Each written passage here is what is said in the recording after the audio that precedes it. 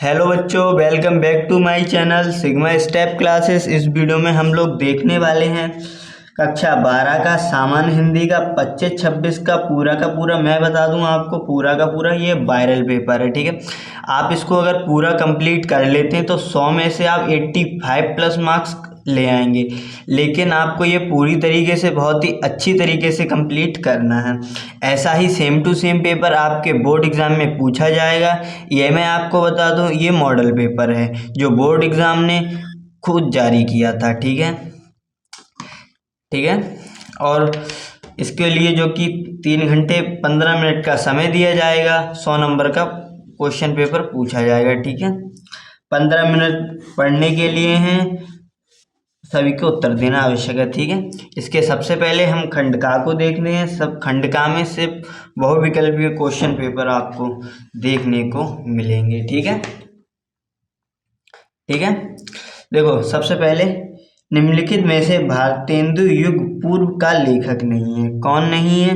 लक्ष्मण सिंह है, श्रीधर पाठक। इसका right answer fourth हो जाएगा, श्रीधर पाठक जी हैं जो भारतेंदु युग के पूर्व के लेखक नहीं है। ठीक है, हिंदी का पहला मौलिक उपन्यास कौन सा है? ये तो हर बार बोर्ड एग्जाम में पूछा जाता है, इसकी आंसर तो आपका पता ही होना है। इसका राइट आंसर हो जाएगा परीक्षा गुरु। ठीक है, जयशंकर प्रसाद के समकालीन नाटककार हैं। कौन हैं? आप लोग एक बार कमेंट बॉक्स में जल्दी से बता दीजिए। ठीक है, इसका राइट आंसर हो जाएगा गोविंद बल्लभ पंत। ठीक है, अगला आ गया, आलोचना के क्षेत्र में सर्वाधिक उल्लेखनीय हैं। कौन है? रामचंद्र शुक्ल जी हैं। ठीक है, बद्री नारायण चौधरी प्रेमधन ने संपादन किया है। किस चीज का संपादन किया है? हिंदी प्रदीप का नहीं किया है, प्रथा का नहीं किया है, आनंद कादम्बिनी का किया है, सरस्वती का भी नहीं किया है। ठीक है, प्रश्न संख्या 1 हम कंप्लीट कर चुके हैं। ठीक है, अब हम लोग आ गए हैं प्रश्न संख्या 2 की। ठीक है, प्रयोगवाद की विशेषता है। प्रयोगवाद की क्या विशेषता है? प्रकृति वर्णन नहीं है, नवीन के प्रति आग्रह, ये है इसकी। ठीक है, किस युग को जागरण सुधार काल कहा जाता है? ठीक है, किस युग को जागरण सुधार काल कहा जाता है? ठीक है, आपके ऑप्शन हो जाएंगे भारतेंदु युग, द्रविड़ युग, छायावाद और प्रगतिवाद। ठीक है, इसका जो राइट आंसर हो जाएगा वो हो जाएगा द्रविड़ युग। ठीक है, आपको इसी तरह से सारे के सारे जो एमसीक्यूज है वो रट ले लें, क्योंकि मैं बता दूं 100% ये पूरा का पूरा वायरल पेपर है। ठीक है, निम्न में से कौन प्रयोगवादी कवि नहीं है? कवि नहीं है, नागार्जुन, केदारनाथ अग्रवाल, त्रिलोचन, नेमचंद, जैन। ठीक है, इसमें मैं आपको बता दूं, इसमें प्रयोग कवि नहीं काट दोगे, ये इन्होंने गलत छाप दिया है, कवि है, तो इसका राइट आंसर हो जाएगा आपका नेमचंद जी। ठीक है, मैथिली शरण गुप्त किस युग के कवि हैं? ये तो आपको पता ही होना चाहिए कि मैथिली शरण किस गुप्त के कवि हैं। भारतेंदु युग के नहीं है, इसका राइट आंसर हो जाएगा द्रविड़ युग। ठीक है, अगला है, महाप्राण के नाम से कौन सा कवि विख्यात है? ठीक है, कौन सा कवि विख्यात है आपको ये भी पता होना चाहिए, मैं आपको पहले ही बता रहा हूँ, आप इसे रट लो। महादेवी वर्मा, प्रताप नारायण में, सोहनलाल द्विवेदी। इसका राइट आंसर हो जाएगा निराला जी। ठीक है, अब इसको खत्म करते हुए हम आ गए हैं प्रश्न संख्या 3 पर। दिए गए पद्यांश पर आधारित निम्नलिखित प्रश्नों का उत्तर दीजिए। यह एक अनुभव कितना चमत्कारी है, और यहाँ जितने अधिक बूढ़ी हैं बूढ़ी और उतनी ही अधिक उत्फुल्ल मुस्कानमयी है। जिस तरह दीपक की जो जागरूक जीवन में लक्ष्यदर्शी जीवन से सेवा नियत जीवन में विश्वासों के साथ एकाग्र जीवन की भाषा के भेद रहे हैं, रहेंगे भी, पर जो विश्व की सर्वोत्तम। ये मैं आपको बता दूं, ये रॉबर्ट नर्सिंग होम से रिपोर्टार से लिया गया है। किससे? रॉबर्ट नर्सिंग होम में। ठीक है, इसके जो लेखक हो जाएंगे वो कन्हैयालाल मिश्र प्रभाकर। ठीक है, कन्हैयालाल मिश्र प्रभाकर जी, ठीक है, जो इनके लेखक हो जाएंगे, ठीक है। उपरोक्त गद्यांश का संदर्भ लिख देना है कि प्रस्तुत पद्यांश हमारी पाठ्य पुस्तक हिंदी के रॉबर्ट नर्सिंग होम से लिया गया है। इसके लेखक कन्हैयालाल मिश्र प्रभाकर जी हैं, ठीक है। रेखांकित अंश की व्याख्या कीजिए। व्याख्या आपको उतनी की करनी है जितनी ये अंडरलाइन की हुई है। अगर आपको व्याख्या करनी नहीं आ रही है, इसी को लिखो, बना बना के लिखो, कॉपी में एक भी प्रश्न छोड़ना नहीं है। मैं आपको 100% गारंटी दे रहा हूँ। अगर आप एक भी क्वेश्चन छोड़ देंगे तो कुछ कह नहीं सकते। अगर आप सारे के सारे क्वेश्चंस करके आएंगे तो आप 100% पास हो जाएंगे, ठीक है। गद्यांश का उद्देश्य स्पष्ट कीजिए, ठीक है। इसको पढ़ के आपको ये सारे क्वेश्चन कर लेने हैं, ठीक है। मैं पहले बता दे रहा हूँ, अगर आपको नहीं समझ में आ रहा है इसी को लिखो, लेकिन लिख के जरूर आए, ठीक। अशोक, अशोक सबसे पहले तो इसी से पता चल गया, ये अशोक के फूल से लिया गया। अशोक को जो सम्मान कालिदास से मिला है वह अपूर्व था। सुंदरियों के प्रति असंग जनकारी, नुपुर वाले चरणों में मृद आघात से वह फूलता था। कोमल कपोलों पर कर्ण वसंत के रूप में झूलता था और चंचल नील आलकों की अचंचल शोभा को 100 गुना बढ़ा देता था।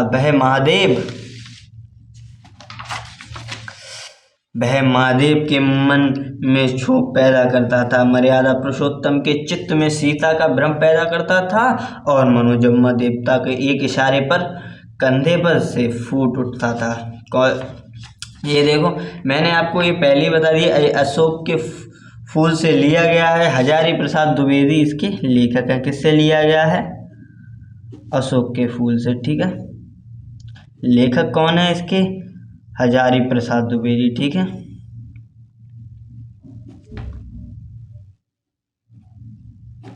ठीक है, क्या हजारी।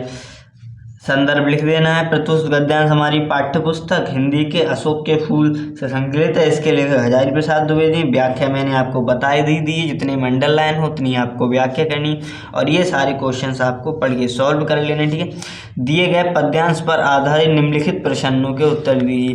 तुम मांसहीन, तुम रक्तहीन, हे अस्तिशेष तुम अस्तिहीन, तुम शुद्ध बुद्ध आत्मा केवल, हे चिरपुराण, हे चिर नवीन, तुम पूर्ण इकाई जीवन की जिसमें आशार भव शून्य लीन, आधार अमर होगी जिस पर भावी की संत समासीन। ये लिया गया है आपके बापू के प्रति से। इसके लेखक पंत जी हैं। किससे लिया गया है? बापू के प्रति। इसके जो लेखक हैं, इनके लेखक हैं सुमित्रानंदन पंत जी, ठीक है। पंत जी इसके लेखक हैं, ठीक है। पद्यांश संदर्भ लिख लेना है। व्याख्या मैंने बताई थी, समझ में आ रहा है, जितनी करना है उतनी करो।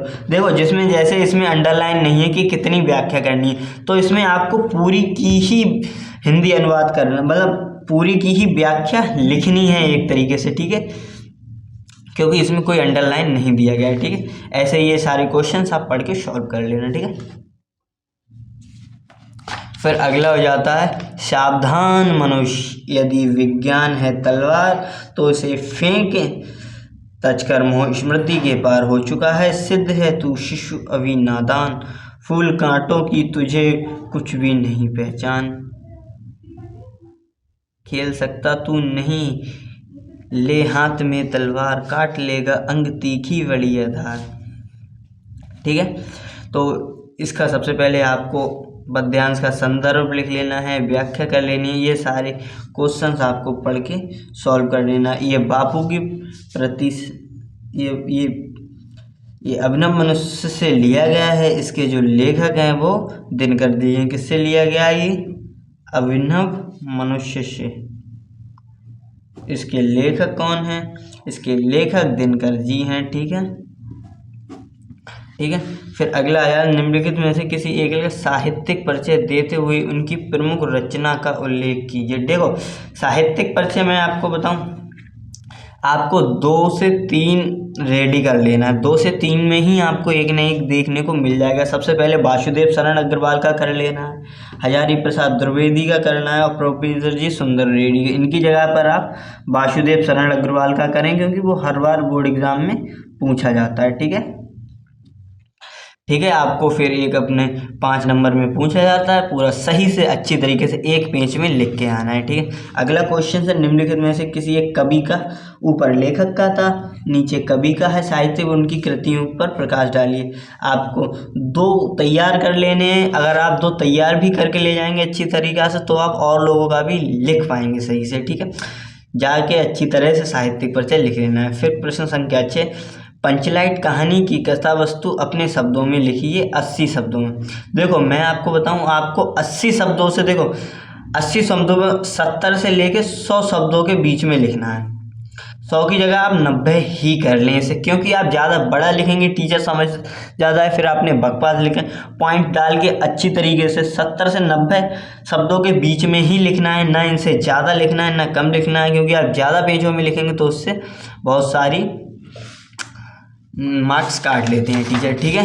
फिर आगे आ जाता है, लाठी और बहादुर कहानी की समीक्षा कीजिए। देखो समीक्षा में आपके लिए पूरा अच्छी तरीक़ा से और सही तरीक़ा से लिखना है, और इसमें आप ज़्यादा पेजेस का भी यूज़ कर सकते हैं, ठीक है। एक पेज में ईजिली 70 से 100 वर्ड आ जाते हैं, ठीक है।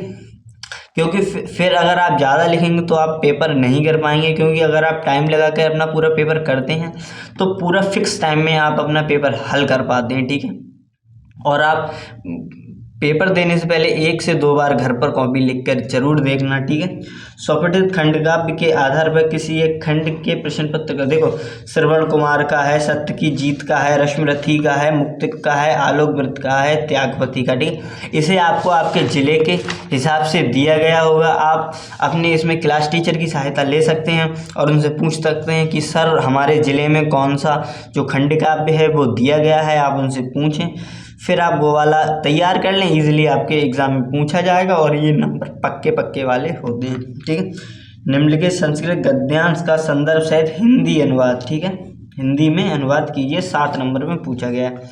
संस्कृत साहित्य शरंसा व्याकरणोच्च सुनिश्चितम तस्य गद्ये पद्ये च ललित्यान् भावबोधान् समर्थ्याम् आदुतीयां तीमर्दनां वर्तते कि बहुना चरित्र निर्माणार्थे यदुंशी सत्यप्रेरणा सत्यवाण्ड्म्या ददति न तादृशी कच्चिदन्त मूलभूतान् मानवीय गुणान् यदुषी विवेचना। संस्कृत साहित्य से आपको समझ में आ गया होगा कि इस किस चैप्टर से पूछा गया है, ठीक है।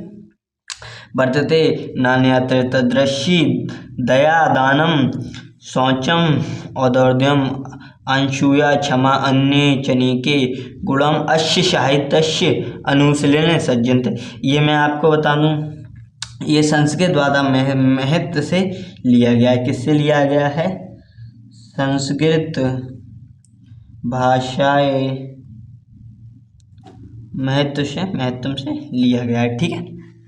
आपको इसमें हिंदी का अनुवाद करना है। पहले तो आपको गद्यांश लिख लेना है।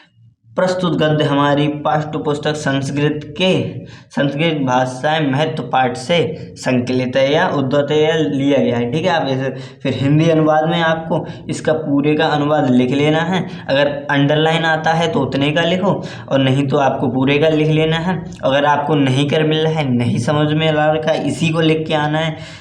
संस्कृत साहित्य ऐसे आपको इसको ऐसे बना के लिख लेना है, जैसे संस्कृत साहित्य ऐसे ही आप बना के लिखेंगे तो भी आपको पूरे मार्क्स इजीली मिल जाएंगे, ठीक है।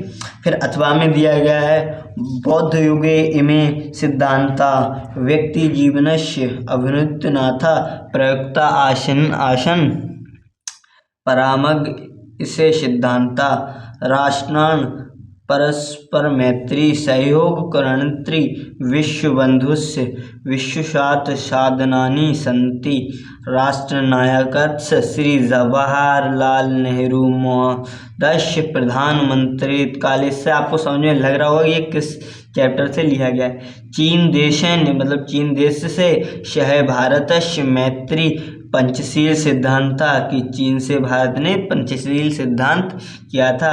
भक्त यतो ही उभक्त देशो बुद्ध निष्पक्ष, ठीक। इसका ये लिया गया है, ये पंचशील सिद्धांत से लिया गया है, क्योंकि इसमें यहाँ पर भी लिख दिया है पंचशील सिद्धांत, ठीक है। आप इसे लिख सकते हैं किससे लिया गया है, ये पंचशील सिद्धांत से। ठीक है, फिर अगले श्लोक करना है। ये दोनों ही श्लोक दिए गए हैं आपके सुभाषित रत्नावली से। ठीक है, ठीक है, आपको इसे आपको कर लेना है। ठीक है, इसका जो है आपको श्लोक का संदर्भ सहित हिंदी में अनुवाद 7 नंबर में पूछा जाता है। ठीक है, विद्या विदा धना मद शक्ति प्रेरणा पीड़ना पूरे पढ़ के आपको नहीं समझ में लग रहा है ऐसा ही लिखो, लेकिन लिख के पेपर में जरूर आना है। ठीक है, निम्नलिखित मुहावरों में से किसी एक का अर्थ लिखकर वाक्य में प्रयोग कीजिए। सूर्य को दीपक दिखाना, हवाई के लिए बनाना, अपना उल्लू सीधा करना, काम करना, अगर मगर करना। ठीक है, इन्हें आपको जो कि इनका अर्थ लिख के वाक्य प्रयोग कर देना है। ठीक है, प्रश्न संख्या 9 हमने कंप्लीट कर लिए। फिर आगे आ जाता है गद्यांश। गद्यांश मैंने आपको पहले बताया था, इसमें से पढ़ के आप इजीली कर पाएंगे। ठीक है, ये पूरा का पूरा गद्यांश आप प्रश्न संख्या 10 वाला जो है वे अथवा में दिया गया है, किसी एक को करना है। ठीक है, निम्नलिखित शब्दों में देखो अभिराम अभिराम ये आपको 100% तैयार कर लेना है। 100% ये आपके बोर्ड एग्जाम में हर बार पूछा जाता है। लगातार, सुंदर, शहर, कोमल, किया हुआ, पूर्ण, कर्व लगा, इन सब के आपको चेक कर लेना है कि अभिराम अभिराम का कौन सा सही उत्तर है। ठीक है, भवन भुवन जो भी हैं ये दोनों बहुत ही ज़्यादा 100% पूछने वाले ऑप्शंस हैं। ठीक है, फिर अगला क्वेश्चन आ जाता है, निम्नलिखित शब्दों में से किसी एक के दो अर्थ लिखिए। जैसे वायु का हवा और तेज भी लिख सकते हैं, मित्र, दोस्त, सखा, लक्ष्य और राजा, ये सब इन सब के आपको लिख लेना है। ठीक है, निम्नलिखित वाक्यांशों के लिए एक शब्द का चयन करके लिखिए। कम बोलने वाला और जो कीचड़ से उत्पन्न होता है, इन सबको आपको कर लेना है। निम्नलिखित में किसी दो वाक्य, इनमें से दो वाक्यों को आपको शुद्ध करके लिख देना है। ठीक है, फिर 12वां आ जाएगा करुण रस एवं शांत रस का स्थायी भाव, उदाहरण और परिभाषा लिखिए।